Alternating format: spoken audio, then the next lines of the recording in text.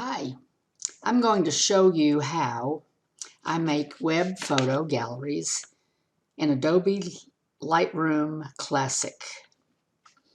When you first open Adobe Lightroom Classic, you get the last thing that you did. So what I'm going to do is I'm going to click on Library here in the File area. Then I'm going to go over here to Import. Down here in the lower left-hand corner. Then I'm going to go up here and find my files. Usually I put my files on the desktop until I finish it, and then I move them somewhere else. So I'm going to go to Gay. I'm going to go to the desktop, and I'm going to go down here till I know where I have the files. And I'm going to select this one right here. And immediately all the files come up with a check mark.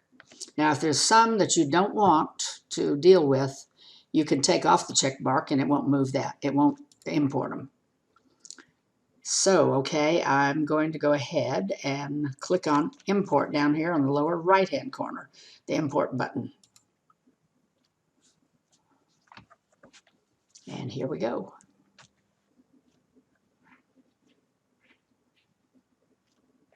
This will take a little while. There's a lot of pictures here.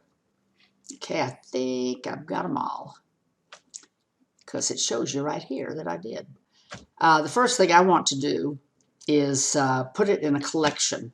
I don't always put it in a collection, but if I feel like I'm going to have to go back on it again and work on it, it's easy just to go ahead and put in a collection. But in order to do that, I have to select all of these pictures. So I'll do a Control-A to select all of them. And then I will go and find where the collections are.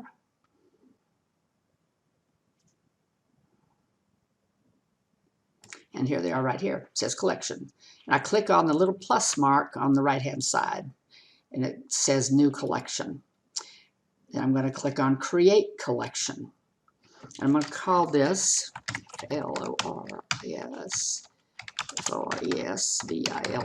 Floresville, and let it go with that. Create. So now if I need to come back and work on them some more, I'll have a place I can go real easy. So the first thing I do is I select the first one to get it selected. And then the next thing we need to do is go Develop. So I'm going to click on Develop up here in the upper right-hand corner. And there's the first one. And it looks pretty good, just like it is. What I usually do is I always select Automatic over here for tone, because sometimes if it's a little off, the system fixes it. Of course, there's all different kinds of things I can do. I can change the exposure by moving it and go like that. But anyway, normally I don't have to do anything. I just select Auto and it looks good to me. Now, I didn't take these pictures, but the guy that usually sends them to me sends them already edited and pretty good. So I'm looking like I don't have to do much to these. But when I selected Automatic, you can see in the histogram what it did. Okay, that looks good. I'll go to the next one. Of course, that looks good just like it is. And I'm going to select Automatic again. Yeah, it just made it brighter in that case. And I'm going to select that one. Click on Automatic over here on the right. And so forth. Now, say I would like to probably crop it, and this probably needs cropping. I'm going to click Automatic, and that's almost too bright. I'm going to take the exposure down a little bit. And I'm going to come up here. There's several little things you can use. Up here on up on the right, you can edit it just by going here. You can crop it by going here. The next one is a healing tool. This is a red eye correction, which does a wonderful job. And this is a masking tool. So what I want to do to this is just crop it. So I clicked on crop, and I'm going to go over here, and I'm going to bring this like that. And double click on it, and it crops it. Then I'm going to go to this one. I'm going to do an automatic on it. I don't think it did anything to it. But I'll tell you what I'm going to do. I'm going to crop this a little also. So I'm going to click on the crop. Since we didn't get the lady's face, I'm just going to bring it down like this. And double click on it and crop it. Okay. Now this one, I don't think this shows us anything, so I'm going to delete it. So I'm going to right click on it. And I'm just going to remove from collection. Usually it says delete. I'm going to remove from collection. And there you go. Takes it away. This one, I'm going to automate it. Click on auto. Let the system do its job. Okay, I'm going to pause the video right now and go through the rest of these so I can show you what else I do. I'm going to resume the video for just a minute because I found one that needs a little sharpening. And so I'm going to come down here to the sharpening area. Of course, you've got all kinds of things you can do. But on this one, I'm going to come over here and change the amount on sharpening. It needs a little sharpening. I think that helped it some. Sometimes there's not a whole lot you can do to a picture because it's just, not that well done. Okay, and then I'm going to call it quits for now. And here I am resuming it again. This picture has red eye. I'm going to show you a little bit how easy it is to take care of red eye. So I go over here to the little tool. If I hover over it, it'll say red eye, but it's not saying red eye fast enough, so I'm going to click on it. Then I'm going to bring this over here, right where the red eye is, and click.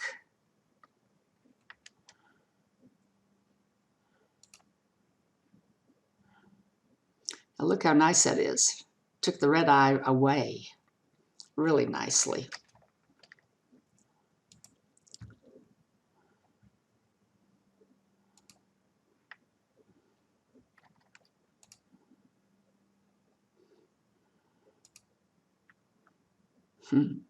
What I'm going to do to this is I'm going to edit this one a little bit.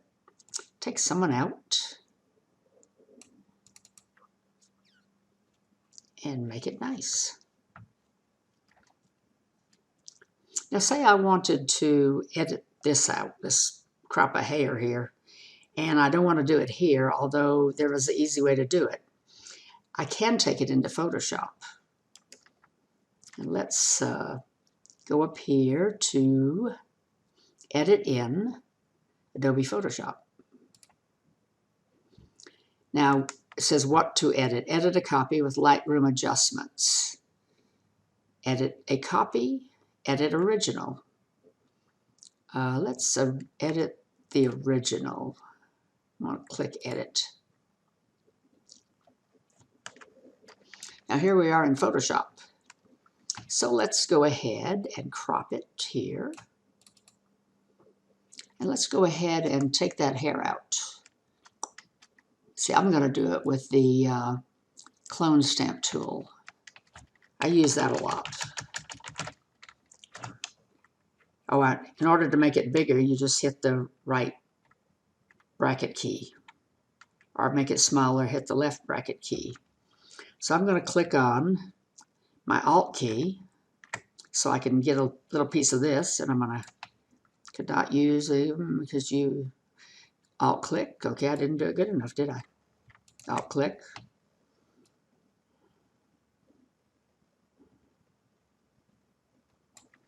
Then I'm going to come down here. I'm going to click this, Come down here like that. Maybe clean this up a little bit. Come over here. Get this. I'm going to make that a little littler so I can get it without picking up something else. Which is easy to do with the clone stamp tool.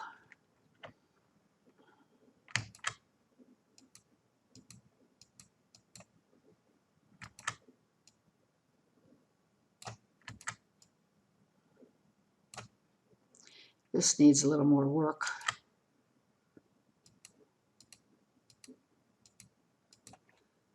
And I think that is good enough.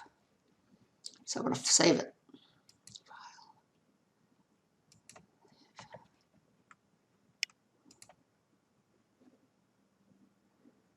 And then I'm going to close this out. I'm going to go back here. And lo and behold, there she is. If you click on this, let me find her again.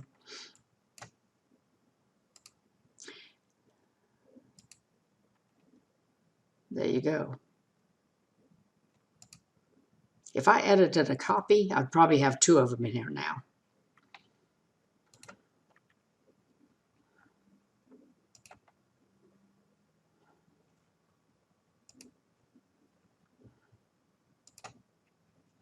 Okay, we're going to pause again.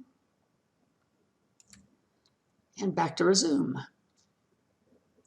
I want to send this particular photo to a friend of mine because she asked me to. So I'm going to right-click on it, and I'm going to email the photo. Click on email. And I don't know her email address by heart, so I'll send it to me, and then when I go into my email, it'll be there.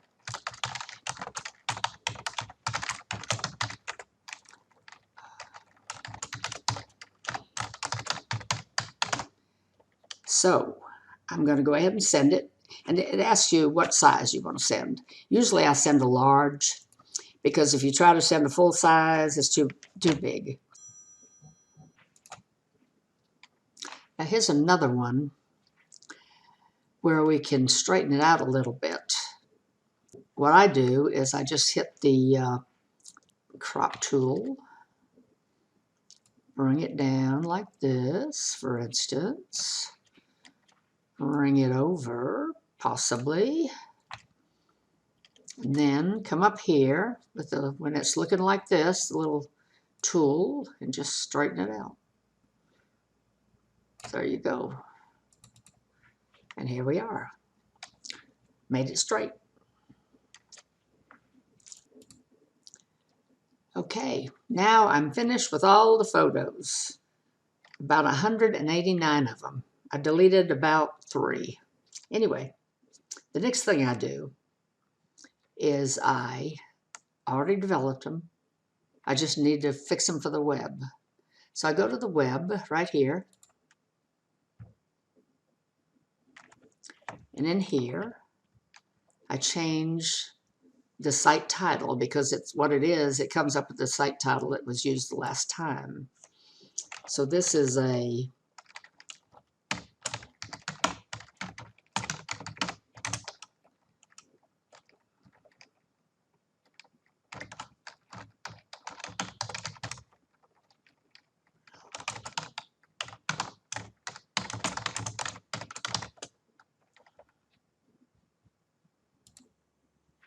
okay, I resumed just a little bit so you wouldn't have to watch me type all this stuff out. But the collection title here, you can put a site title, collection description. I always usually put the photographer here. And then I just go on from there. Okay, you can change any of this. You can add drop shadows to the photos, section borders, choose what kind of grid you want. I always choose 3 across because I think it looks better. The image pages, the size, I usually choose 1200. The photo borders, here I have 9 pixels. the title, caption, quality of the images, I always say 100, sharpening, and I put in the subfolder called Photos. Okay, now looking at everything here, whoops, nope, something's wrong. Go back up here. I always look to see what I've done because, and you've got to make the changes over here on the right-hand side. Okay, so, all right, so everything looks good to me. So I am going to export it. Now I could upload it if I knew exactly where I wanted to put it, but I've never used that. It's just easier for me to export it and file it first and then put it on the website, upload it to the website. So I'm going to export it. And since it just came in just like I wanted it to, although I don't want it on that one, I've got to change it to Pictures, District 5 here. Okay. And I'm going to title it Floresville.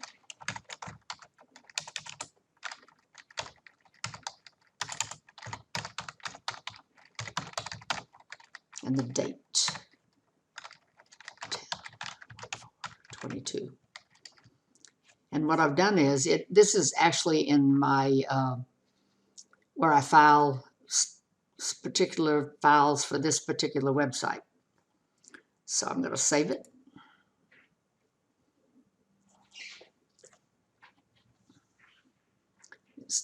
And a lot of times I will save the file itself if I want to make a disk of them.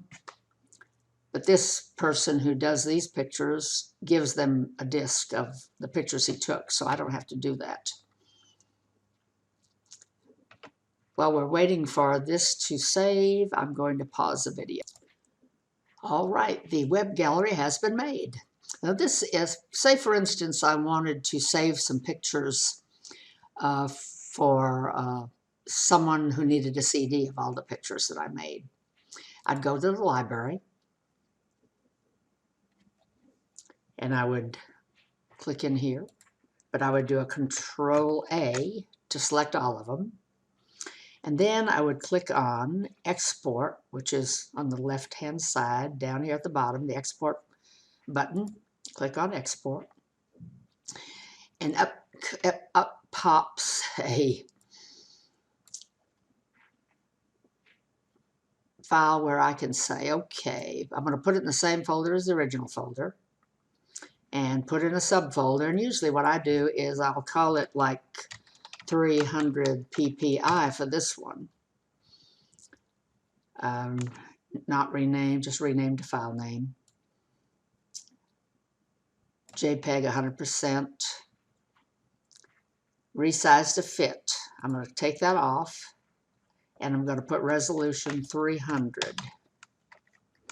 I'm going to sharpen for glossy paper because if I gave someone a CD, that's probably what they want to do is print some of them.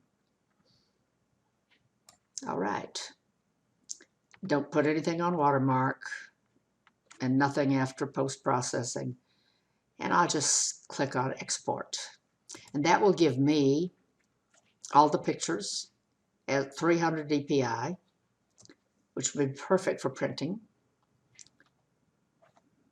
And that's all I do on that.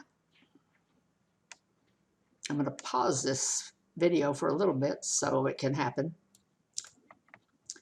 Okay, we've finished saving what we wanted in Lightroom. And I've gone to Dreamweaver. And I've gone to the place where I put all these files and made a few things so you wouldn't have to look at it through me. Anyway, so I've put down what it is, and all I have to do in Dreamweaver is just type it in, you know.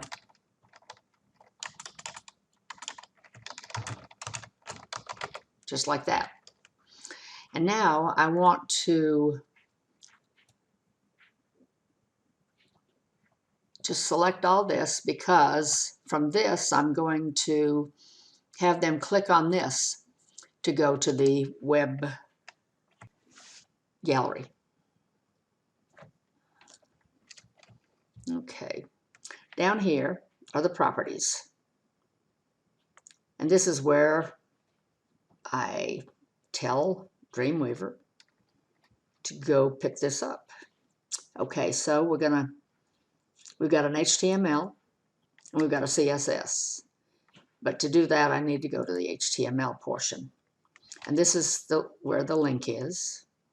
So what I want to do is you can actually point it, but I just go to the file itself. And in the file, I need to find where it is, where it was saved. And we happen to have it in something called Happenings. And I go to the pictures here, and it happened to be in the D5 folder. And all I have to do is find Floresville, which is right here. And I go to index, no number 1, it's just index. The next one is 2, 3, 4, and so forth. So I go to it, and I say, okay. Okay, now, coming down to the properties, I want to give it a title.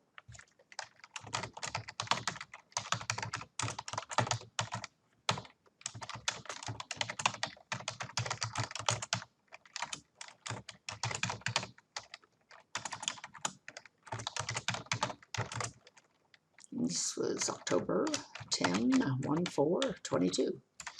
And I want to give it the title, I want to give it blank. Blank. So when someone goes to it, all they have to do is click out of it to get back to where they were. All right? So far, so good. So what I'm going to do is I'm going to save this. So I go up to here, File, Save As. Same thing. Save. Yes, just overwrite it. And so far, it looks pretty good to me, so I'm going to go ahead and send it off. So I need the files. I need to load the files up. So I'm going to go to this Floresville, take all of them. I'm going to go down and get the 2 pictures of the ladies that I need, Milner and Perez. And then I'm going to go to the Happenings, which is this main file itself. I forgot to hold the control. Let's do this again. Floresville.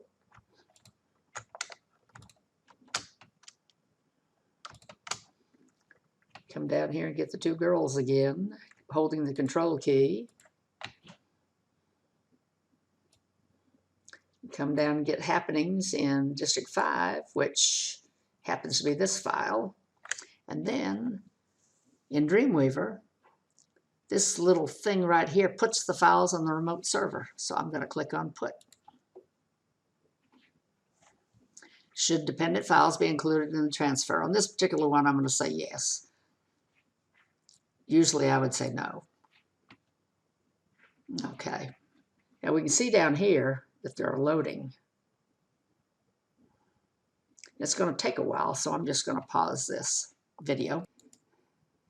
You can tell down here at the bottom of the Dreamweaver, right here at the bottom, if you can see my arrow coming down, where 22 local items selected totaling so-and-so, and with a little check mark, they've all been sent over there. Now, it is time to check it out. So I'm going to go to the website.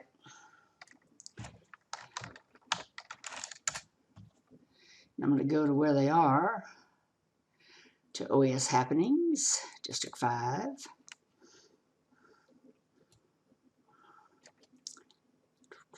Okay, here we are. Looks just like it's supposed to.